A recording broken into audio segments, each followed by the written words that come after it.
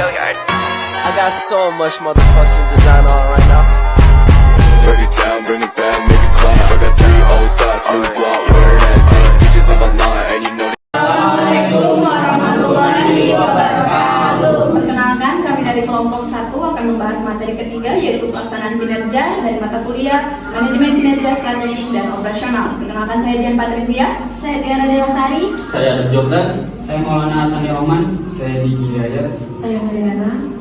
Assalamualaikum warahmatullahi wabarakatuh.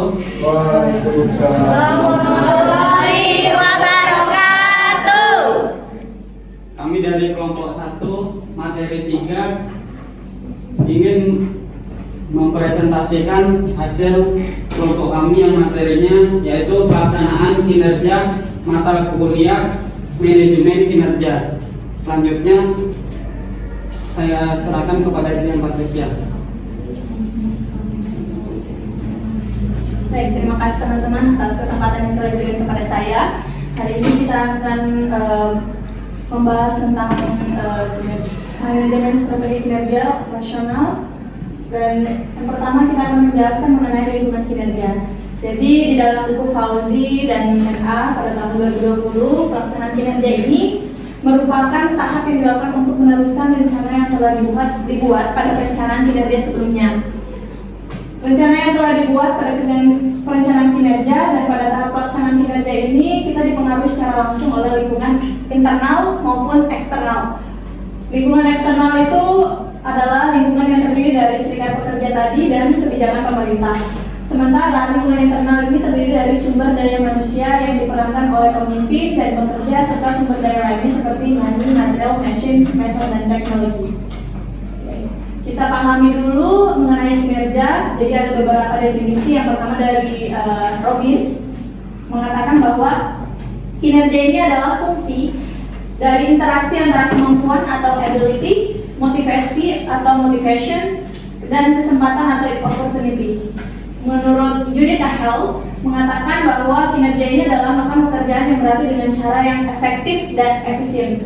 Kinerja ini merupakan hasil kerja atau perilaku kerja seseorang dalam suatu periode yang mempengaruhi karir seseorang selama bekerja nantinya. Next.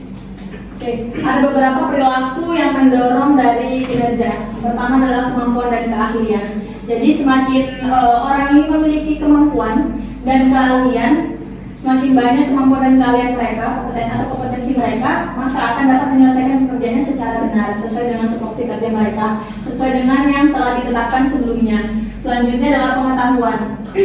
Seseorang yang memiliki pengetahuan tentang pekerjaannya mereka yang secara baik, itu akan memberikan hasil yang baik juga. Demikian pula sebaliknya, kalau misalnya mereka mempunyai pengetahuan yang kurang, bisa jadi juga pekerjaan mereka tidak lebih baik dibanding orang yang memiliki pengetahuan lebih dibanding mereka.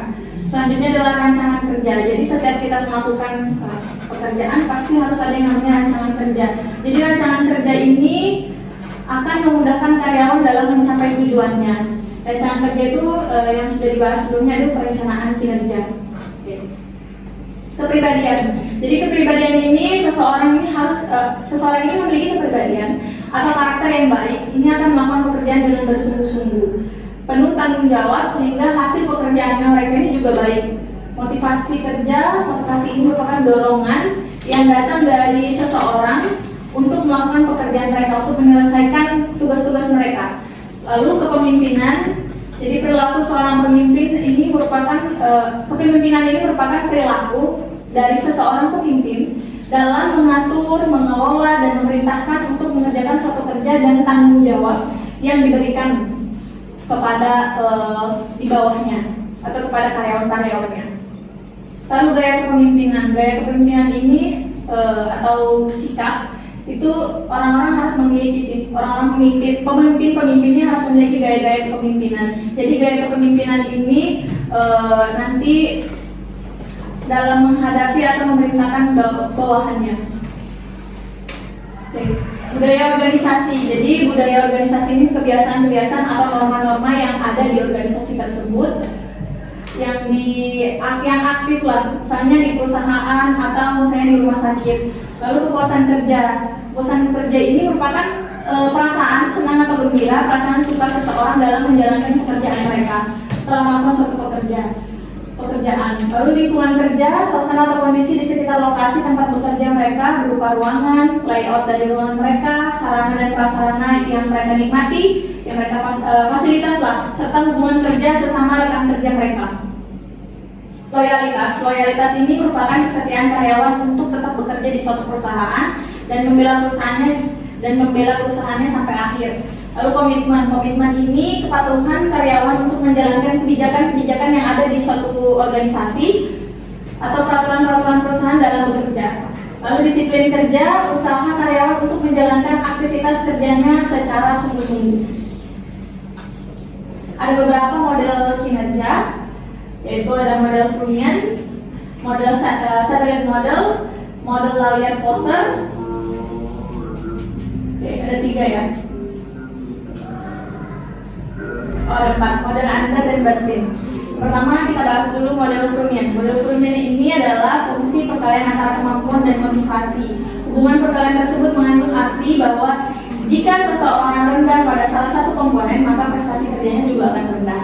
Jadi ini antara kemampuan dan motivasi dilihat apakah sama-sama tinggi. Kalau sama-sama tinggi nantinya berarti komponen dari prestasi kerja mereka juga tinggi. Tapi kalau sebaliknya dari kemampuan mereka rendah, motivasi mereka juga rendah, maka komponen prestasi kerjanya ke depannya juga bakal rendah.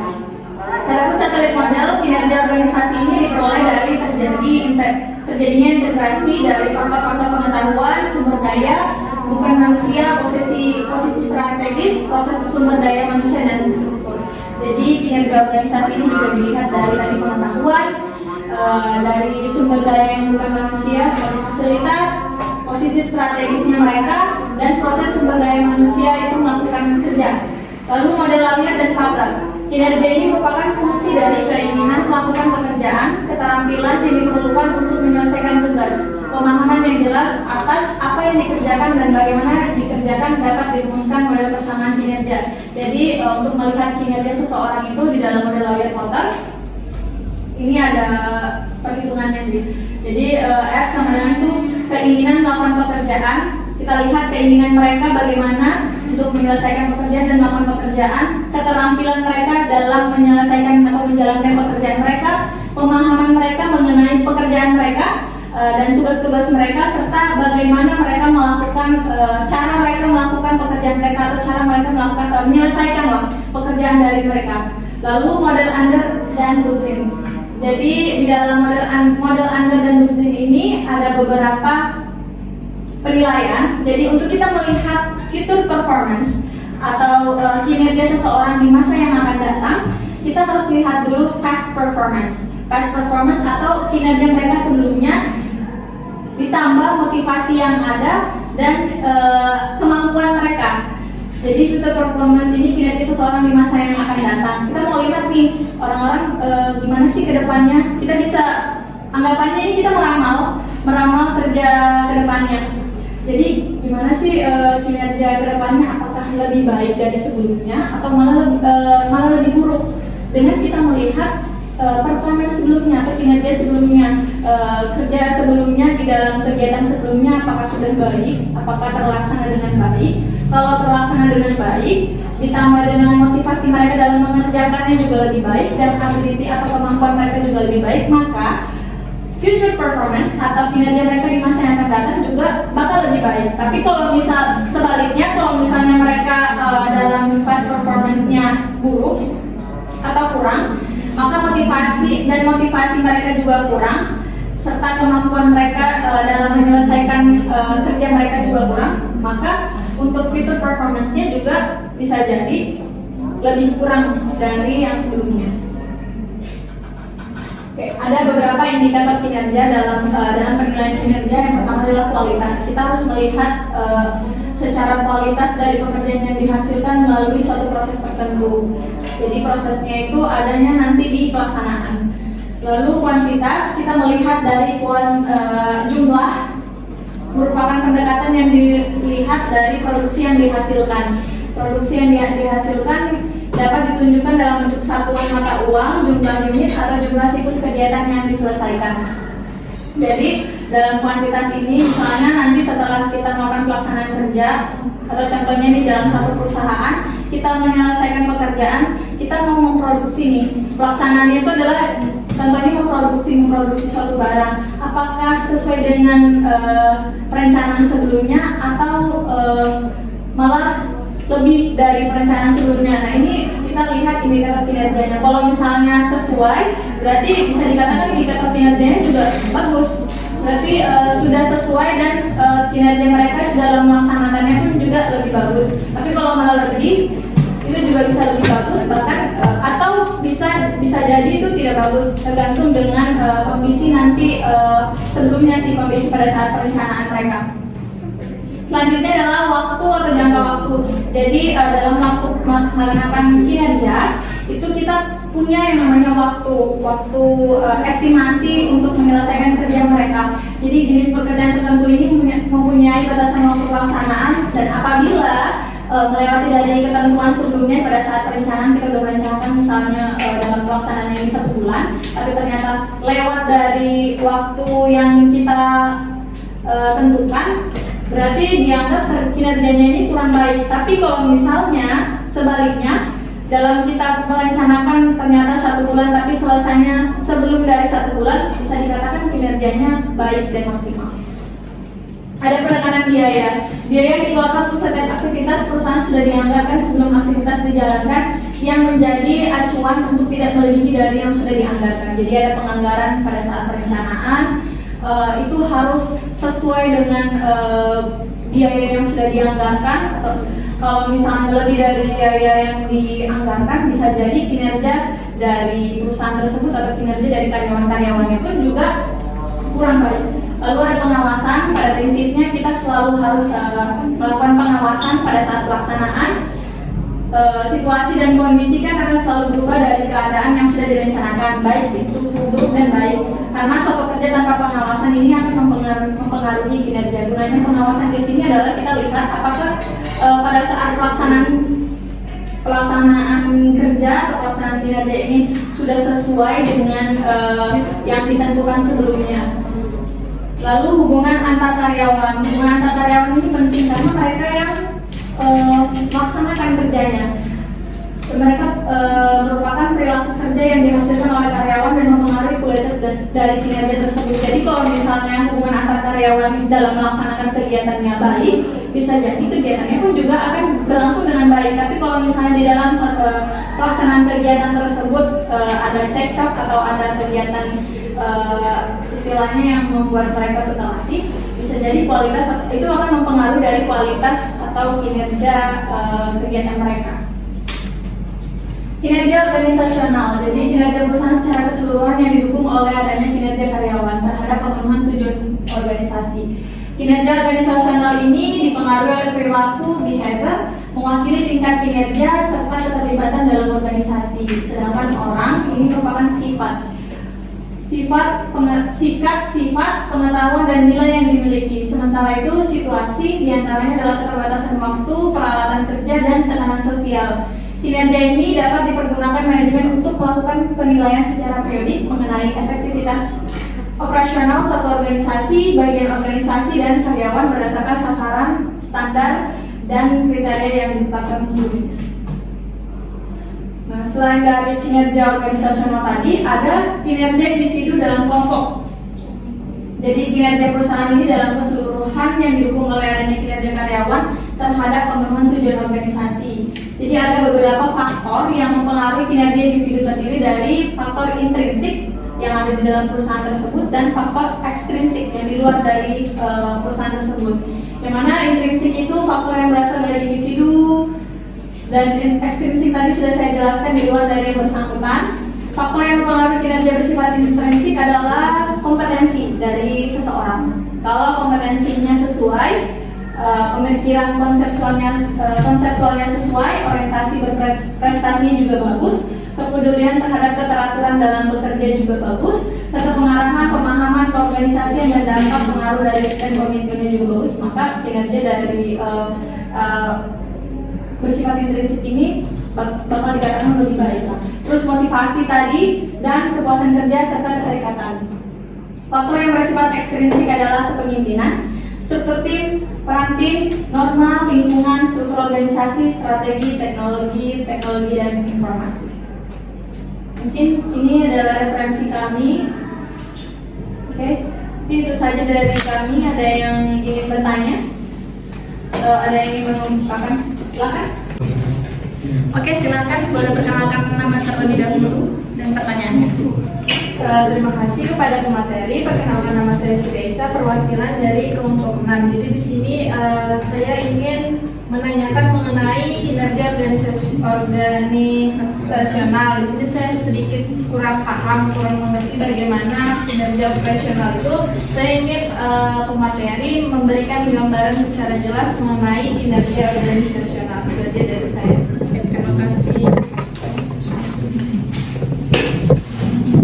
Oke, terima kasih Siti Aisyah dalam pertanyaan kinerja organisasional ya tadi. Kalau boleh tahu lebih spesifiknya mengenai apa? Mengenai kinerja organisasional itu yang dipengaruhi oleh perilaku sama yang person itu perbedaan secara jelasnya itu seperti apa? Oke, kinerja ya, perilaku dan sikap itu. Perilaku dan sikap ya. Kinerja organisasional yang dipengaruhi oleh perilaku dan sikap, perilaku dan person ya, perilaku dan person. Oke, saya jelaskan terlebih dahulu ya. Jadi kinerja organisasional tadi kan dipengaruhi oleh dua ya, ada behavior, ada perilaku dan person. Nah, perilaku ini dia mewakili tingkat kinerjanya seseorang dalam bekerja. Lalu serta keterlibatannya seseorang ini dalam menjalankan organisasi tersebut. Kalau misalnya dilihat dari tingkat kinerjanya dia ini bagus, di dalam organisasi itu dilihat tingkat kinerja karyawannya bagus, maka ini juga mempengaruhi kinerja dari organisasional tersebut. Karena di dalamnya kinerja organisasional ini di dalamnya salah satunya adalah kinerja dari karyawannya. Tuh, mewakili tingkat kinerjanya serta keterlibatan dalam organisasi. Kalau misalnya karyawan-karyawannya terlibat atau aktif dalam menjalankan organisasinya, aktif dalam menjalankan atau melaksanakan kegiatan-kegiatannya, maka ini juga terlihat bahwa organisasinya juga aktif atau organisasinya bisa dikatakan bahwa organisasi ini berjalan dan organisasi ini pasti sesuai dengan tujuan mereka, visi dan misi mereka. Karena kan kalau untuk melakukan kegiatan atau menjalankan kegiatan mereka pasti melihat visi dan misi kan, gitu. Mungkin itu sih. Selanjutnya adalah sedangkan orang atau personnya itu merupakan sikap, sifat, pengetahuan dan nilai yang dimiliki. Jadi ini juga termasuk dalam kinerja karyawan. Orang berarti dia dalam personalitas atau per orangnya. Kita lihat apakah sikapnya sesuai, apakah sikap dari mereka menjalankan kinerja ini sesuai dalam perjalanannya, serta kita lihat sifat mereka dalam melaksanakan kerja-kerja mereka, serta pengetahuan mereka mengenai tugas atau tupoksi kerja mereka dalam melaksanakan kerja yang ada, dan nilai-nilai yang dimiliki tadi kayak misalnya nilai motivasi, ada nilai loyalitas terhadap perusahaan. Nah, ini salah satunya adalah dari kinerja karyawan itu. Nah, tadi sudah saya jelaskan bahwa kinerja karyawan itu merupakan lingkupan dari kinerja organisasional. Mungkin itu sih. Kalau misalnya ada lagi yang mau ditambah, boleh silakan. Sudah paham, berarti intinya di mana sifat dari seseorang ini, bagaimana nanti dia menerapkan perilakunya di organisasi. Betul. Jadi kalau misalnya orang ini bekerja out-outan atau saya bekerja sesuai dengan maunya dia, tidak sesuai dengan tupoksi kerja atau tidak sesuai dengan yang sudah diharapkan sebelumnya, ya ini mempengaruhi dari organisasinya mereka. Artinya dalam perencanaan mereka bisa jadi nanti program atau kegiatan mereka tidak terlaksana dengan baik. Nah, kinerja mereka dalam menjalankan dan menyelesaikan pun juga tidak baik. Itu sih dari saya. Oke? Cukup? Cukup. Sama-sama. Silakan teman-teman yang ingin bertanya lagi.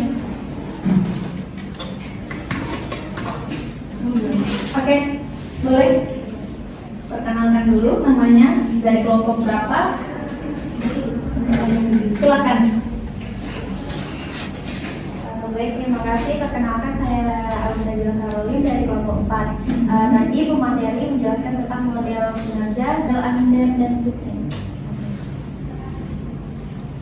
Nah, di sini kan ada future performance, ada past performance, motivation, sama ability. Jadi pertanyaan saya adalah bagaimana kita melihat future performance itu tadi. Terima kasih ya. Saya jelaskan lagi.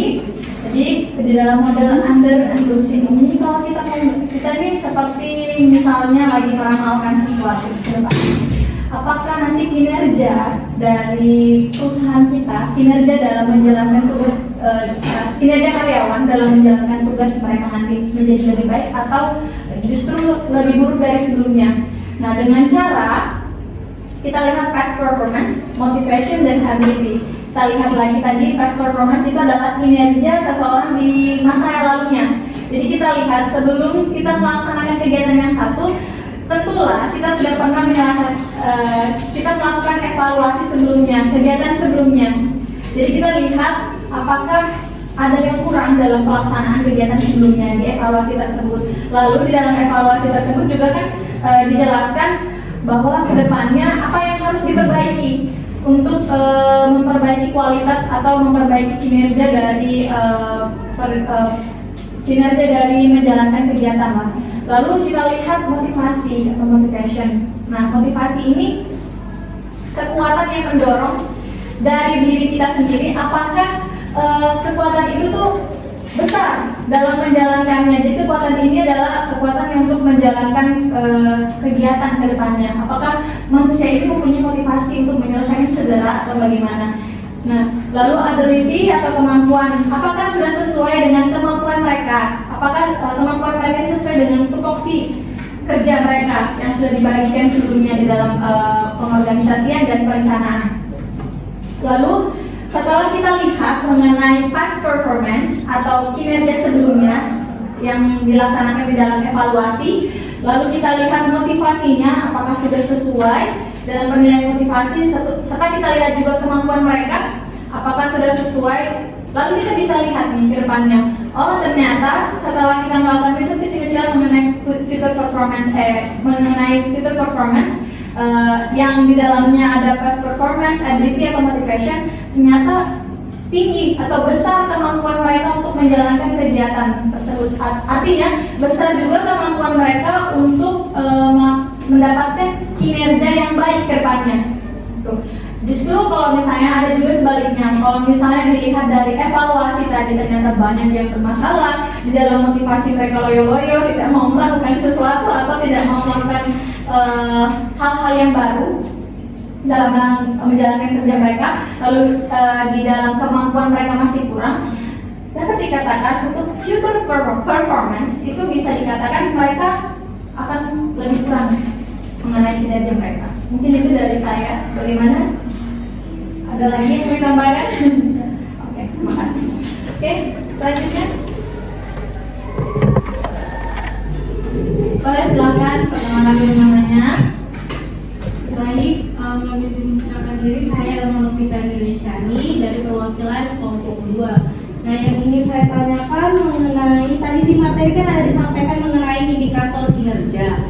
Nah, pada poin mengenai hubungan antara karyawan ini kan kita tahu bahwa karyawan itu kan berbagai macam ya karyawan. Nah, yang ingin saya tanyakan pandangan pemateri sendiri mengenai karyawan atau pekerja yang bekerja di dalam suatu perusahaan yang masuk menggunakan jalur privilege sama yang tidak dengan jalur privilege seperti itu seperti apa? Mungkin itu dari saya. Terima kasih. Oke, terima kasih. Jadi di dalam indikator kinerja tadi adalah hubungan antar karyawan ya. Di dalam hubungan antar karyawan kan banyak macamnya. Ada yang ya bagus, ada yang cukup, ada yang kalau jadi ada banyak macam-macam karyawan lah dalam menjalankan kerja mereka. Tadi pertanyaannya adalah bagaimana saya menanggapi ya mengenai orang-orang yang masuk tapi dengan privilege, orang-orang yang masuk dengan tidak berprivilege atau orang-orang yang menjalankan sesuai dengan jalurnya lah.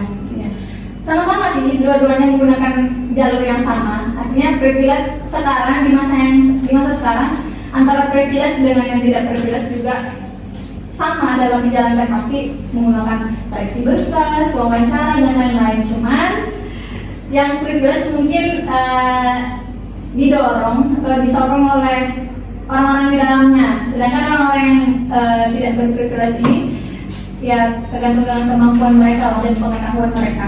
Jadi kalau dari saya untuk menyikapi hal tersebut, sebenarnya tidak masalah untuk privilege, kita pilih untuk privilege atau orang yang tidak berprivilege, asalkan sesuai dengan kompetensi yang kita mau, sesuai dengan apa yang dibutuhkan oleh perusahaan. Misalnya nih, orang berprivilege, ternyata dia kemampuannya bagus, ternyata motivasinya dalam bekerja bagus, ternyata pengetahuannya dia bagus, why not? Untuk dimasukkan ke dalam pekerjaan kita, dimasukkan ke dalam tim.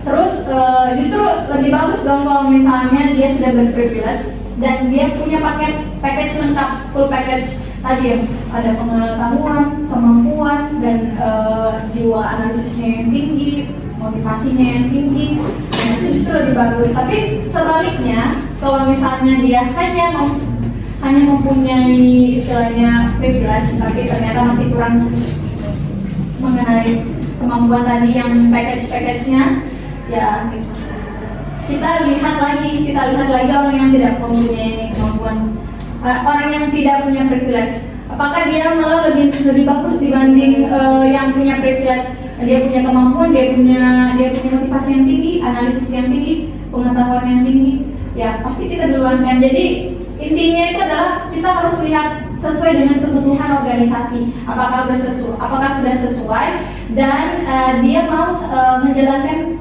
atau mengejar visi dan misi dari organisasi tersebut. Nah, itu sih dari saya. Mungkin itu yang bisa ditambahkan atau bagaimana, mau ditambah lagi? Terima kasih. Sama. Ada lagi yang mau bertanya?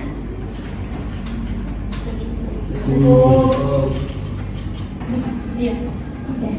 Mungkin itu dari saya kembalikan. Mungkin itu dari saya, kurang dan lebihnya mohon dimaafkan. Saya kembalikan kepada moderator. Baik, cukup sekian dari kelompok 1 tentang pelaksanaan kinerja. Mungkin itu saja dari kelompok kami. Apabila ada kekurangan mohon dimaafkan.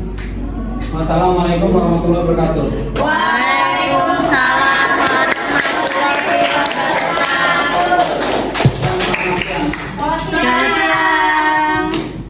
I fucking with these hoes,